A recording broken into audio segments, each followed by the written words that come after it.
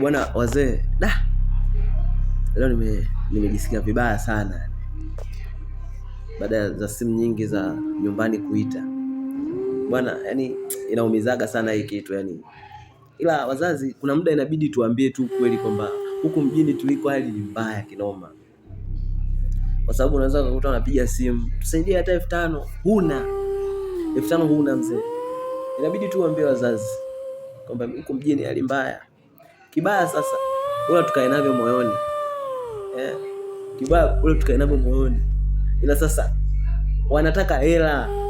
Wanaomba hela ndogo ambayo wana uwezo wewe wa kuwapa. Ila sasa wewe mwenyewe hiyo hela huna. Unawapa nini?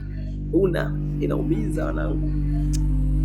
Yaani kama wazazi wanaamini mjini kuna fursa nyingi, na ndo watu kibao kijijini wanakimbilia mjini kuja kutafuta hizo fursa wasaidia wazazi wao, basi ni sisi tumekuja mjini tukiamini kuna fursa nyingi tutazozipata tusaidie wazazi wetu hola mpaka sasa hivi.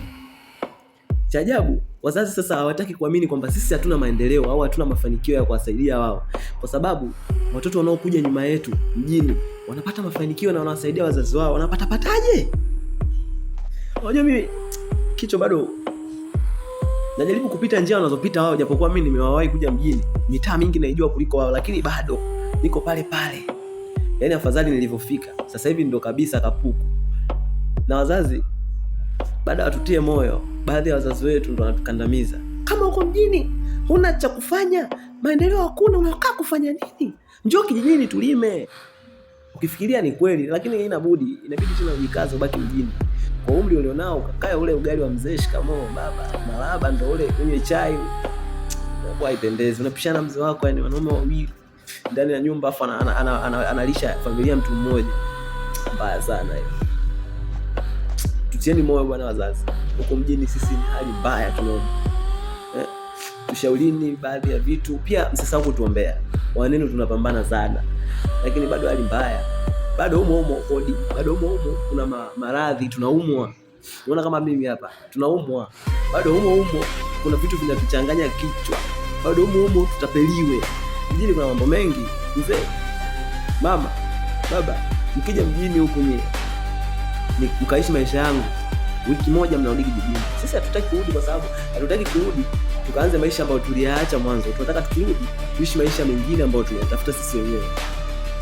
Tuombeni bwana wazee, sisi hali mbaya. Au kuna mizimu tulikoseaga huko nyuma inatutafuna sisi tusiendelee. Basi ambieni tuachie tupate mafanikio kama wenzetu. Muda mwingine tunawaza ujinga, tunawaza twende kwenye madude yao huko, wende na sisi tutafanikiwa, lakini kwa jinsi mlivyotulea na sisi imani zetu zilipoelekea, hatuwezi tena kufanya hivyo. Inabidi tukaze tu hivi. Tunasubiri one day na tunapambana, ila hatufanikiwi. Ila hao ambao wako tunamuona umemzidi akili, umemzidi kila kitu, muonekano, ndio anatoboa. Kwa nini? Nauma sana mzee. Tuombeeni sana watoto wenu, tuombeeni. Hayo tu ndugu yangu. Wasambazie hii video watu wengine wanaoishi mjini ili wajifunze zaidi, kwa sababu